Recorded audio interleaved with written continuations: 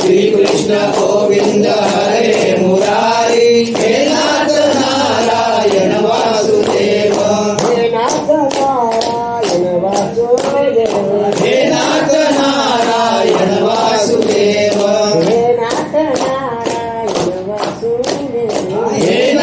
नारायण वासुदेव विनंती करू गणपती विद्यालया साल्या आराध्य मोरेश्वरा चिंता क्लेश दरिद्र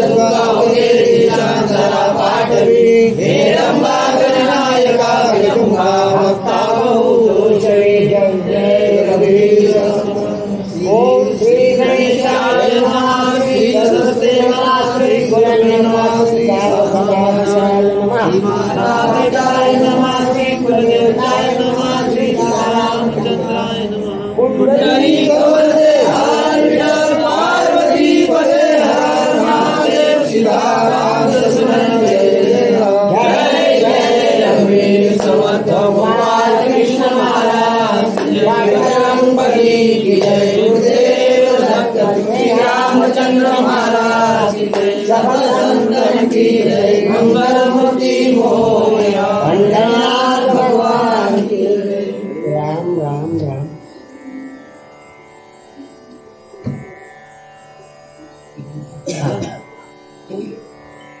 जय जयाजी पुरुषोत्तमा जय जयाजी वैकुंठ धामा जय श्री हरे शिव विश्रामा आत्मा रामा नमोस्तुते राम। प्रस्तुत स्वर्गारोहण पर्व हा कथाकथन आज इथे काही कारणे की आपल्यातून प्रदीप भाऊ गेले,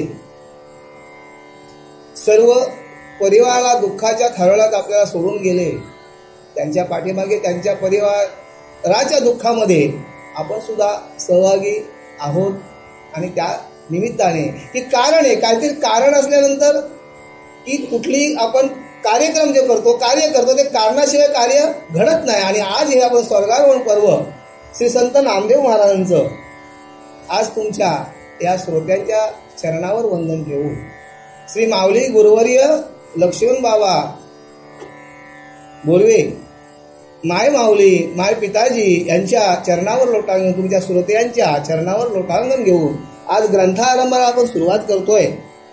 इथे ग्रंथकर्ता गणेशाला वंदन करतोय, श्री गणेशाय नमः। की सर्व ज्या कोणतेही जर आपण कार्य जर आपण घेतलं तर आपण प्रथम त्या गणेशाला गजाला वंदन करतो आणि नंतर मग इथे श्री संत नामदेव महाराज की भगवंताची स्तुती करा। जय जयाजी पुरुषोत्तमा, हे भगवंता हे नारायणा की तुम्हाला माझा नमस्कार आहे आणि जय जय मे भे भगवंता तू वैकुंठाला तुमचा निवास आहे आणि जय श्रीहरे तू गोकुला सुद्धा श्रीहरीच्या रूपाने तू प्रगट झालास, तिथे सुद्धा गोकुळी क्रीडा केल्यास तू आणि तुला सुद्धा माझा नमस्कार आहे। वैशंपायन म्हणे जन्मे जयास पुढील कथा एके सावकाश कलेवरे ती एकमेकांस गुंतली असती वायुचक्री आणि मग इथे ग्रंथारंभ होताना इथे गुरु शिष्याचा संवाद आहे आणि इथे वैशंपायन ऋषी जन्मेजयाला सांगतात की हे की पुढील कथा तू आता कसा आहे सावध चित्ताने का सावध चित्ताने ऐक की मागच्या ह्याच्यामध्ये तुला शंका प्रवर्तली, तुझ्या मनामध्ये शंकेची पाल चुकली तरी पण आजपर्यंत ते वायुचक्रामध्ये हत्तींची जी प्रेत आहेत कलेवर आहेत ते वायुचक्रामध्ये फिरत आहेत याची तुला शंका आली आणि मग तुझ्या शंकेचे मी निरसन करतोय, पण तू शांत चित्ताने शांत मनाने ऐक असे ते ऋषी राजाला सांगत आहेत। मनोनिदया वायुचक्रांत दोन्ही अद्यापी असती फिरत ऐसे ऋषी असे सांगत परी असत्य वाटे जन्मे जया। अरे हे राजा की तुझे पूर्वज एवढे बलाढ्य होतं, एवढं ताकदवान होतं की त्यांनी गरगर फिरवून हत्ती आकाश मंडलात, वायू मंडलात, वायू चक्रात जे फेकले ते आजपर्यंत फिरत आहेत. आणि हे राजाला, हे गुरु सांगत असताना हे राजाला कुठंतरी पटलं नाही. आणि मग हे राजा, मी जे काय तुला सांगतोय, आतापर्यंत तुला जे सांगतोय, तर तुझ्या मनामध्ये ते राजाला पटत नाही. असा सहजासहजी माणूस विचार करतोय. आपण जर साधा दगड जरी घेतला आणि हवेत जर भिरकावला तर तो दगड काय करतोय, खाली पडतोय. आणि मग राजाच्या मनात शंका येणं हे ग्राह्य आहे. म्हणजे त्याला ते पटत नव्हतं. आणि मग त्यावेळेला गुरु त्याला समजावून सांगतात. गुरु त्याला समजावून सांगतात. जसे आई वडील मुलाला समजावत असतात, काही काही गोष्टी सांगत असतात, बाळा हे करू नको, बाळा ते करू नको, पण मुलगा त्याच्या परीने करत असतं. आणि मग आपल्याला पहिल्या जीवनामध्ये जर आपला गुरु कोण असेल तर आपली आई असते. कुंभार जसे मडके घडवतं, त्यावेळेला कुंभार जसे मडके घडवतो त्यावेळेला त्या मातीचा तो लोला करतोय आणि त्याचा तो मडका घडवत असतं आणि त्याच्यात एक सुंदर अशी आकृती तयार होते. तशी आई वडील सुद्धा त्या मुलाला घडवत असतात. पण पुढे मुलांनी कसं वागावं, आई वडिलांचा सांभाळ, जसं लेकराला आई वडिलांनी सांभाळलं, लहानाचं म्हणजे आपण सहज बोलतो, अरे बाबा हाताच्या झोल्या केल्या रे, बरोबर की नाही, आपण सहज बोलतो, हाताच्या झोल्या केल्या तुला सांभाळताना. आणि त्याच्यानंतर का, हा कलियुग आहे, कलियुगाचा निसा यश किंचित वारा लागला. तर आपण तर आता ग्रंथा आरंभ होताना आपण ऐकलंय पांडवांनी सुद्धा काय भोगलं, बरोबर की नाही. आणि मग त्यावेळेला मग त्या आई वडील त्या मुलाला सांभाळ करत असताना त्या मुलाला प्रत्येक दिशेचा मार्ग आई वडील हे त्याला फक्त काय करतात, सुदृढ करतात, शिक्षणाने सुदृढ करतात, सर्व गोष्टी त्याला देतात, अमाप देतात. पण ते चालायचं कसं, हे कोणी पुढचं जीवन कसं चालायचं हे मुलांनी ठरवायचं असतं. आणि अशा प्रकारे इथे गुरु सुद्धा शिष्याला सांगतात, हे राजन, तुला आज मी 18 पर्वाची कथा, ही महाभारतीची कथा, दिव्य कथा सांगत असताना, ही पुरवणी स्वर्गारोहण हा ग्रंथ सांगत असताना आज ग्रंथ आता पुढे शेवटाला आलाय, लक्षात आला का. आणि मग त्यावेळेला सुद्धा या राजाला शंका आली की असं कधी होईल का. ते कैसे परी जाहले, मागे पार्थ युद्ध उदंड केले, परी कुरुक्षेत्री वचन मोडिले, ते विधान कृष्णाचे राम. आणि मग अशा प्रकारे हे कुरुक्षेत्रावर यांचं घनघोर असं युद्ध झालं. म्हणजे महाभारताची जर कथा ऐकताना जर आपण जर लक्ष जर दिला तर ही कथा कशी आहे, रक्ताचा सडा पडलाय, बरोबर की नाही, रक्ताचा सडा पडलाय. आणि असे हे कुरुक्षेत्रावर युद्ध झालं. आपण रामायण जर ऐकलं तर रामायणामध्ये सुद्धा काय झालंय की राम भगवंताची आपल्याला कथा ऐकायला भेटली. रामाने आईवडिलांशी कसं वागलं, आईवडिलांचं वचन कसं रामाने पाळलं, बरोबर की नाही, रामाने आईवडिलांचं वचन कसं पाळलं. आणि राम तर भगवंताचा अवतार होता, रामाना ज्ञात नव्हतं का, पण वडिलांचा शब्द, पण त्या एक गादीचा एक दोष होता त्या गादीला, त्याच्यात गादीवर जर कोण बसेल तर त्याचा मृत्यू होता, हे ऋषींना ज्ञात होतं. आणि ऋषींनी कोणाच्या कारणात सांगितलं, कैकेयीच्या. कैकेयी, तूच हे काम करू शकतोस, रामाला वनवासाला पाठवू शकतोस. आपण कैकेयीला, आपण समाजाने तिची अवहेलना केली, कैकेयीच्या मुलं राम वनवासाला गेला, पण कैकेयीचा राम एवढा लाडका होता, कैकेयीचा राम एवढा लाडका होता की त्याला नजरेसमोर सुद्धा, म्हणजे एक क्षणभर सुद्धा तो तिच्या नजरेसमोर गेला तर तिला चैन पडत नव्हता. आणि त्या ऋषीने कैकेयीला समोर हत्यार बनवलं आणि कैकेयीला सांगितलं, कैकेयी तूच हे मोठं काम करू शकतेस.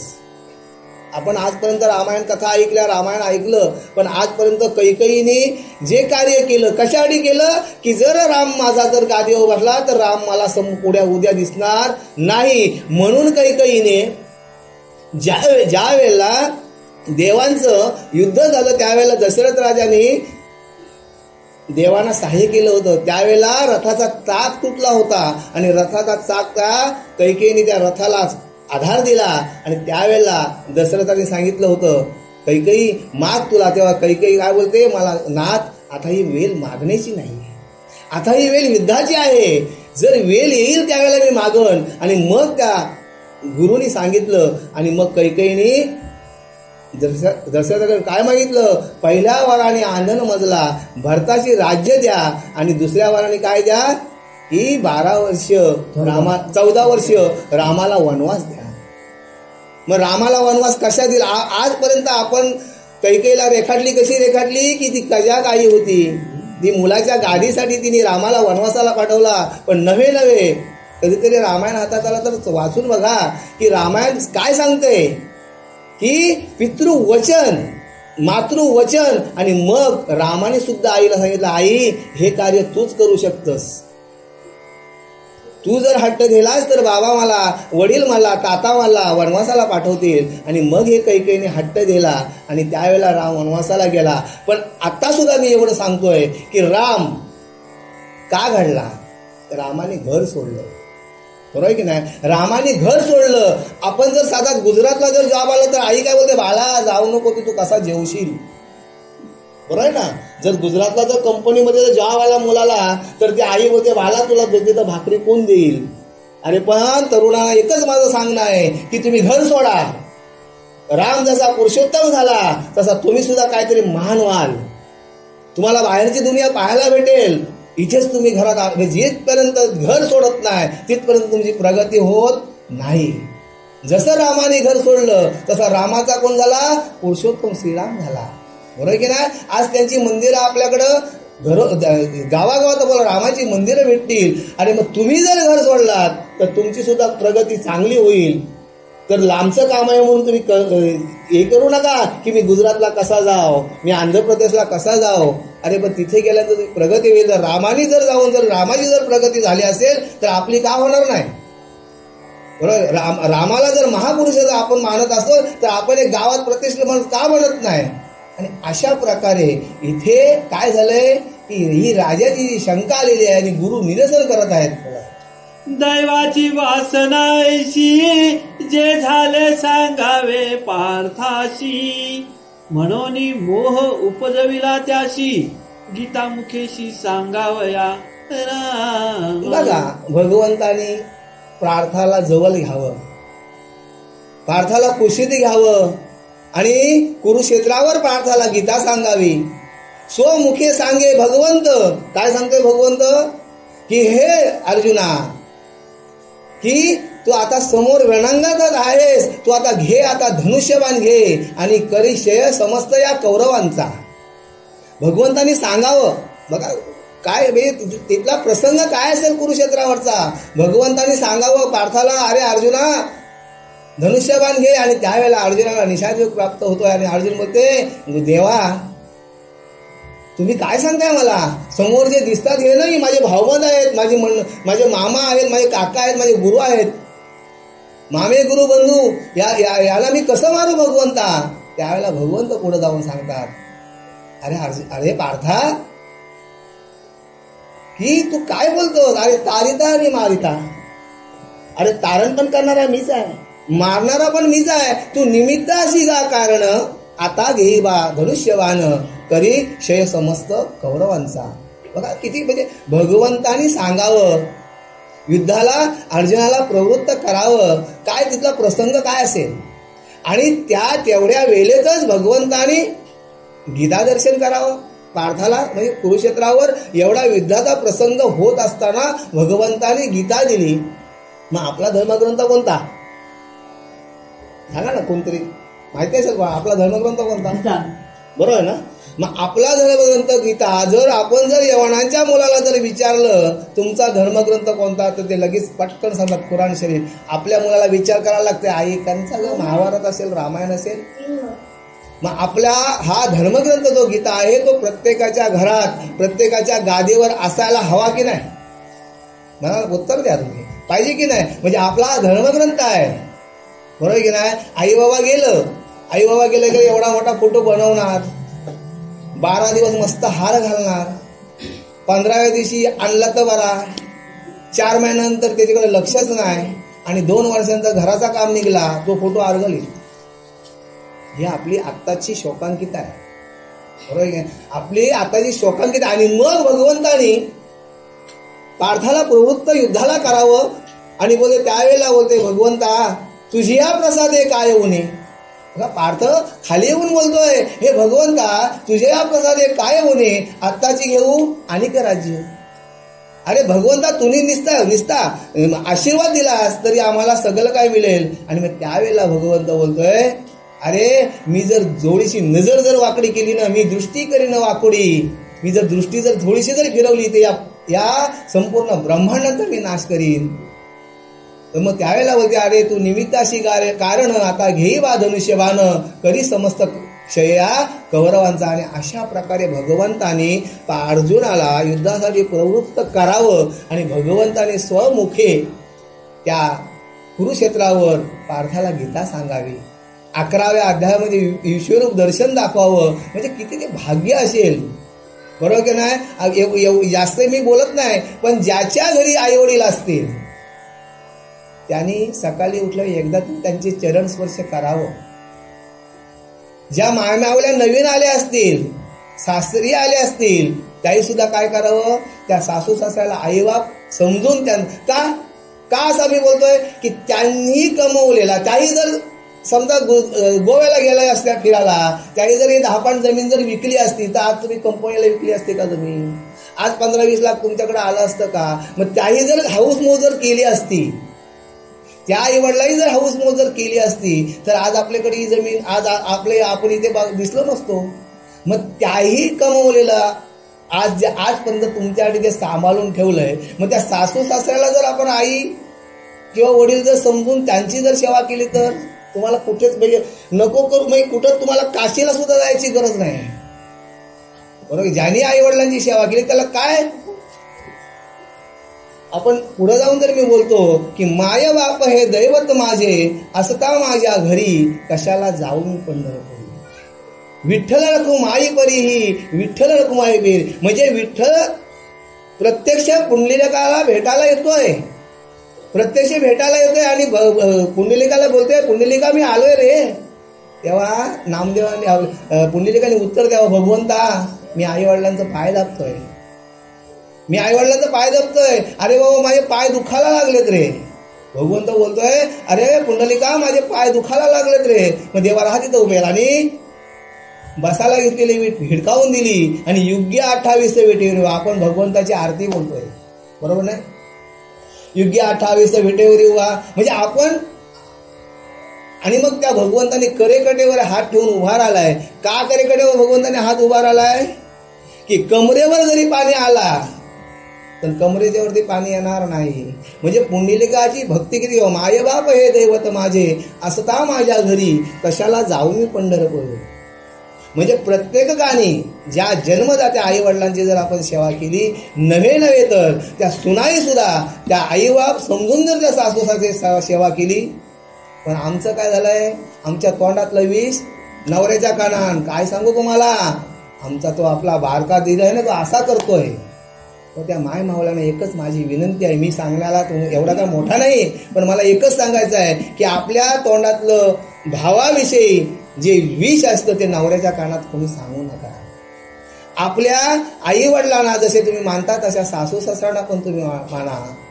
आपल्याकडं कधीच वृद्धाश्रमात जाण्याची गरज येणार नाही, बरोबर. आणि मग अशा प्रकारे भगवंताने लढीवालपणे अर्जुनाला सांगितलं. आणि मग त्यावेळेला ती कुरुक्षेत्रावर भगवंताने विश्वरूप दर्शन दिलं अर्जुनाला आणि अर्जुनाला प्रवृत्त केलं. आणि मग त्यावेळेला अर्जुनाचा संपूर्ण भ्रांती हरपली आणि मग त्यावेळेला अर्जुन युद्धाला. आणि मग हे युद्ध, एवढा युद्धाचा प्रसंग इथे झाला. आणि त्यावेळेला त्या प्रसंगातून आज आपल्याला जे स्वर्गारोहण जे पर्व आहे ती भारतीय कथेची पुरवणी आहे, पुरवणी. एक प्रकार जर आपण बघायला गेलो तर हा ग्रंथ जर आपण जर पुढच्या 7व्या अध्यायात सांगितलंय की हा ग्रंथ जो असा आहे की हे एक प्रकारचे वेद आहेत, हे पुराण आहेत. या पुराणाचा जर आपल्याकडे संग्रह असेल तर दिसता ओवी जर आपण ती वाचली नाही तर आपला त्याच्यातून काय होईल, फायदा होईल. तेची परिजाण नित्य परवी उठे ब्राह्मण, एवढी पर्वणी राय ऐकून असत्य काय मानावे. आणि मग हे राजा, आजपर्यंत मी तुला 17 अध्यायातून 18 पर्वणाची तुला जी स्वर्गारोहणची पर्वणीची कथा सांगितली, की 18 तुला कथा सांगितली. मग 17 ब्राह्मण उठले, 17 वार कापड शुद्ध झाले, 17 हात कापड शुद्ध झाले. आणि मग एक वार आणि एक हात.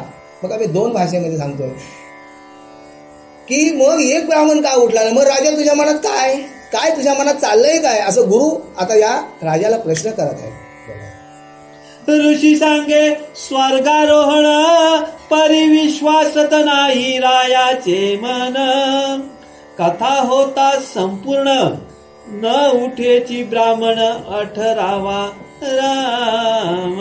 ज्या वेळेला माणसाच्या मनात शंका येतं बघा, शंका ज्या वेळेला माणसाच्या मनात येतं त्यावेळेला त्या शंकेचं निरसन करणारा तेवढा तरवे सुद्धा त्यांच्यासमोर गुरुवर्य असताना सुद्धा या राजाच्या मनात शंका आली.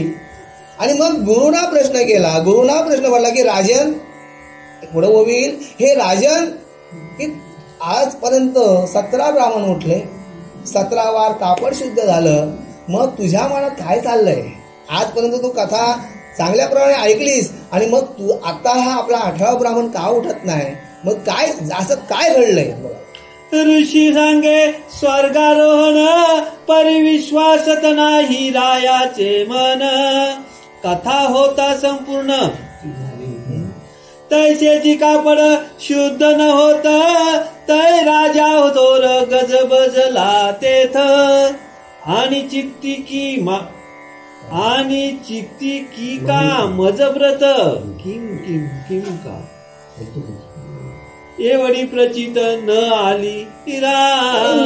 आता ते राजा मनामध्ये चिंता करतोय की आजपर्यंत मी 17 पर्वाची कहाणी ऐकली, कथा ऐकली, गोष्ट ऐकली, पण माझ्या मनामध्ये शंका चिंतन झालंय की आजपर्यंत 17 ब्राह्मण उठले, मग आतापर्यंत एक ब्राह्मण का उठला नाही?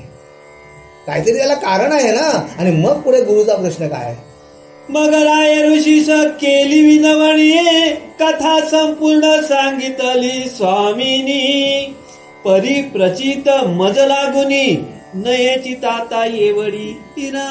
मग इथे राजा खाली उतरून बोलतोय, खालच्या स्वरात बोलतोय, हे ताता, हे गुरुवर्या. बघा ताता बोलतोय, आपण ताता आजोबांना ताता बोलतोय, हे ताता गुरुवर्या, की आजपर्यंत मी ऐकली कथा हो, पण मला नाही हो, माया. आता हा आपला बाबू मागाशी प्रश्न विचारत होता, त्याने आज दिवसभर तुम्हाला प्रश्न करून भामावून सोडले, पण त्याच्या प्रश्नाचा उत्तर एकच होता की दिव्य दृष्टी. त्यावेळेचे ऋषीवर जे होते ना, ते दिव्य दृष्टीने सगळं काय करत होतं.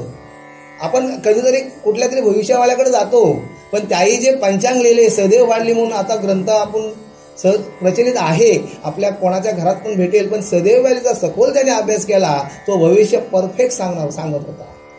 आणि मग इथे हा राजा काय आलाय, खालच्या स्वरामध्ये बोलते, आता मला नाही हो समजलं. मग आता मला का नाही समजलं? पुढच्या जी तुमचे कृपे करून 17 उठले मृत ब्राह्मण, आणि 23 कापड संपूर्ण 17 हात शुद्ध झाले. आणि गुरुवर्या तुमच्या कृपया प्रसादाने तुम्ही जी मला जे काही सांगितले ते कथानक सांगितले, त्याने 17 ब्राह्मण उठले, 17 वार कापड शुद्ध झालं, तरी पण 18वा ब्राह्मण का उठत नाही, याची प्रचिती का आली नाही, हा प्रश्न वारंवार राजा गुरुना करत आहे. आणि स्वर्गारोहण सांगता कापडा नव्हेची शुद्धता, आणि मृत ब्राह्मणाशी सजीवता 18व्यास नव्हे का राम. आणि मग 17 ब्राह्मण उठले, 17 वार कापड शुद्ध झाले. आजपर्यंत मी एवढी 17 पर्वाची जी कथा ऐकली, आजपर्यंत कथानक एवढी गोड कथानक मी ऐकलं, पण मला अजून का उठला नाही, हा प्रश्न सुद्धा राजाला पडला. पण राजाच्या मनात काय आली होती? शंका आली होती. तव तो ऋषी असे म्हणत, राया काय तुवा मानिले असत्य, वचन सांगे यथार्थ, नाही तरी शाप देईन राम. शेवटला बघा, गुरु हे गुरु असतात, आई ही आई असतं, आणि वडील हे वडील असतात. आई कडेवर घेऊन मुलाला फिरवतं, काय समोरचं काय आहे ते आई मुलाला दाखवत असतं, आणि बाप खांद्यावर घेऊन फिरवतं. बाप काय दाखवतं की बाळा अजून पुढं काय लांब आहे ते पहा. त्यांच्या मागचा उद्देश काय असतं की मुलाला वडील हे खांद्यावर घेऊन फिरवतात. आणि मग इथे गुरुवर्य सांगतात, अरे आजपर्यंत मी तुला एवढी चांगली कथा सांगितली, तू पुण्यपावन कथा सांगितली, आणि मग आजपर्यंत हा एकच ब्राह्मण का उठत नाही, मग तुझ्या मनात काय चाललंय हा का? आणि गुरुने हा प्रश्न केला की जर नीट सांगितलंच नाहीस तर मी तुला आता काय करीन, शाप देईन, असे गुरु मुखाने बोलत आहेत. ऋषी सको पैसा बोलिला, ऐसे पाहून राजा भ्याला. आणि म्हणे जी असत्य जीवाला वाटले क स्वामिया. आणि मग हे गुरुचे वचन ऐकल्यावर राजेच्या मनात आता गुरु काय म्हणाले की मी तुला आता शाप देईन. आणि मग हे बोलत असताना आता राजा मनात काय झालंय, राजाच्या मनात भीती सुटली. आता गुरु आहे ती आणि ऋषींची वचनं कशी सत्य आहेत, ऋषी बोलतील ते होतील. आणि मग राजा इथे आता मनातून घाबरलेला आहे. जीवायु चक्राचे गणित 5 लक्ष योजने ऐसे सांगत, त्यात कलेवरे अद्यापि फिरत, हे मला सत्य वाटले. इथे राजा विनम्र होऊन गुरुना होते, हे गुरुवर्या, हे ताता, की तुम्ही जे सांगितलं 5 लाख लक्ष योजने दूर हा आकाशगंगेमध्ये, आकाशामध्ये, आकाशमालेमध्ये, या ब्रह्मांडामध्ये जे कलेवर जे हत्तीची जी प्रेत फेकली आमच्या पूर्वजांनी, ती आजपर्यंत फिरत आहे, ते तुम्ही सांगितले, हे मला गुरुवर्या पटलं नाही. अशा प्रकारे राजा खाली नम्र होऊन बोलत आहे. मग वायुचक्री दर्भ टाकुनी, ऋषीवरे कलेवरे पाडली धरणी, तया गजबजे करुनी दिशा सर्व दाटल्या. आणि गुरुनी काय केलंय, एक दर्भाची काडी, एक गवताची काडी घेतली आणि मग ती गवताची काडी अभिमंत्रूने मंत्रोच्चार करून काय केलंय गुरुने, ती आकाश मार्ग भिरकावली. आणि त्यावेळेला काय झालंय की ते आकाशामध्ये कशी गजबज झाली. आकाशामध्ये म्हणजे आपण कसं बोलतो, पटकन ढग जमले, सावली पडली, ऊन होतं आता, आणि त्याप्रकारे आकाशामध्ये कसं झालं, एक प्रकारे आकाश दाटल्यासारखं झालं. आणि मग पुढे काय झालं, मग ऋषी म्हणे रायाशी, दृष्टीने पाहे कलेवरांशी, मग सोडोनी आसनाशी, राजा पाहो चालिला राम. अशा प्रकारे आकाशामध्ये असं आकाश कोंडल्यासारखं झालं. आणि मग ते काय केलं, गुरुवर्याने काय केलं, ते हत्तीची जी कलेवर प्रेत जी होती ती खाली पाडली. आणि ती प्रेत किती होती, डोंगरासारखी मोठी प्रेत होती. आणि मग गुरुवर्य बोलतात, हे राजन, चल आता गावावर, आता तू आसन सोड आणि चल पाहायला की खरोखर प्रत्यक्षात ती कले हत्तीची प्रेत आहेत की नाही ते. आणि मग राजाने काय केलं, आसन सोडलेलं आहे. तव पर्वता एवढी दोन्ही गजांची कलेवरे देखोनी, जन्मे जे राजा विस्मित म्हणे बळी होते पूर्वज राम. आणि मग इथे ते पर्वता एवढे जे आकाराचे जे हत्तींची जे कलेवर होती प्रेत होती, ती गावाच्या बाहेर पाहिल्यानंतर मग इथे राजाच्या मनाला काय शंकेचं निरसन झालं. आणि मग राजा बोलतोय, पण राजाने काय केलं होतं की राजाने आमचं काय पूर्वज असं होतं असतील काय, आपण सुद्धा बोलतोय हा डोकरं काय पण बोलतात, पण नाही, ते डोकरं काही बोलत नाही, त्यांचा अनुभव आहे. त्यांचा काही जे पावसाले जे काढलेत ना, त्यांच्या गाठीला अनुभव असतो. आणि आपल्याला सांगतात, बाळा तिथे जाऊ नको, खड्डा आहे. आपण खाडीत जरी गेलो ना, तरी सांगतात त्या टोकाला खड्डा आहे, तिथे जाऊ नको. तल्यावर सुद्धा मुलं गेली पोहायला, तिथे सांगतात बाळा तिथे खड्डा आहे. म्हणजे त्यांचा अनुभव असतो, पण आपण त्यांचं ऐकत नाही आणि नको ते घडतं. आणि अशा प्रकारे आता इथे बोलते की खरोखर राजा बोलते, खरोखर माझे आजोबा, माझे जे पूर्वज होते खरोखर बलाढ्य होतं, ताकदवान होतं. विकल्पांतरीचा गेला राजा पुनरपी आसनी बैसला, मग 18वा हात शुद्ध झाला आणि उठला ब्राह्मण राम. अशा प्रकारे मनातली राजाच्या शंका निरसन झाल्यानंतर, बघा शंकेचं निरसन झाल्यानंतर इथे काय झालंय, 18वा ब्राह्मण जिवंत झालेला आहे.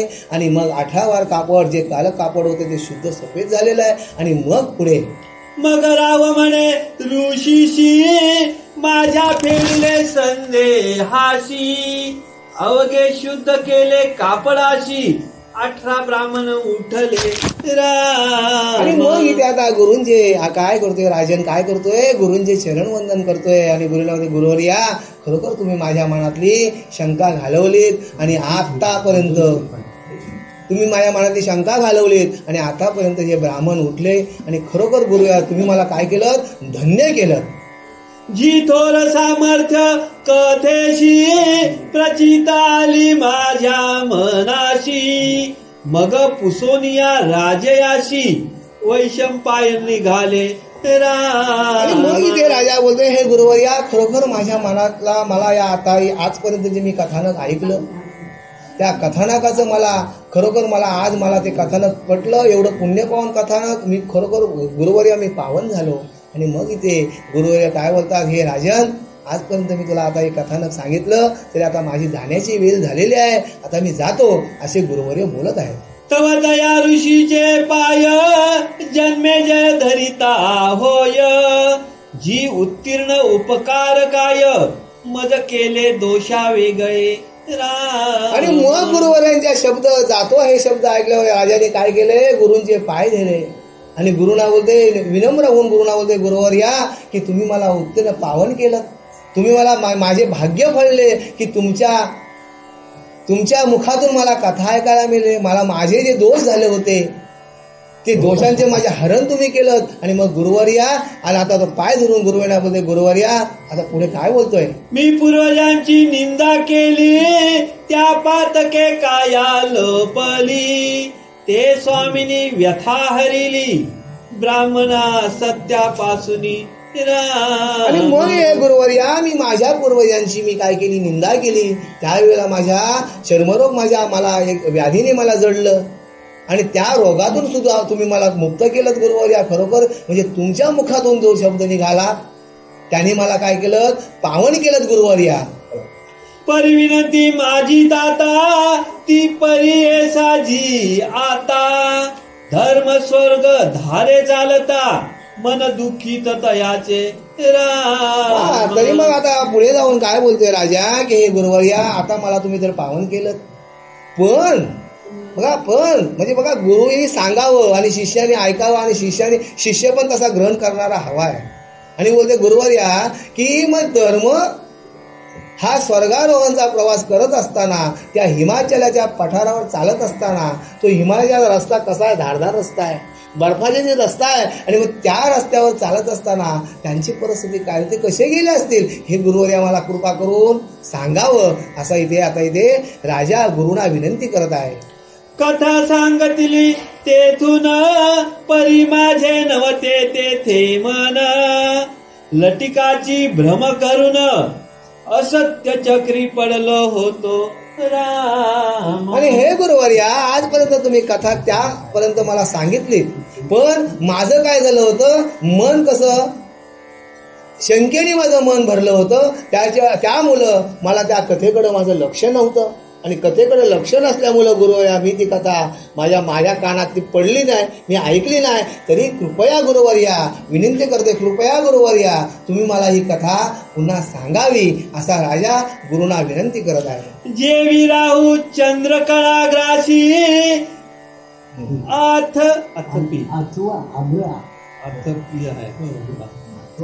जेवी राहू चंद्रकळाग्रासी अथवा बोलो जेवी राहू चंद्रकळाग्रासी अथवा अभ्रलोपवी दिन कराशी.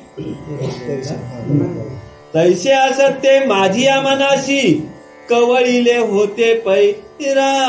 इथे राजा बोलते हे गुरुवर्या की जसं चंद्रग्रहण होतं त्यावेळेला आपला चांदणा असताना सुद्धा आपल्याला रात्र कालीकुट्ट दिसते, ज्यावेळेला सूर्यग्रहण होतं त्यावेळेला दिवसाला सुद्धा आपल्याला अंधार दिसतो.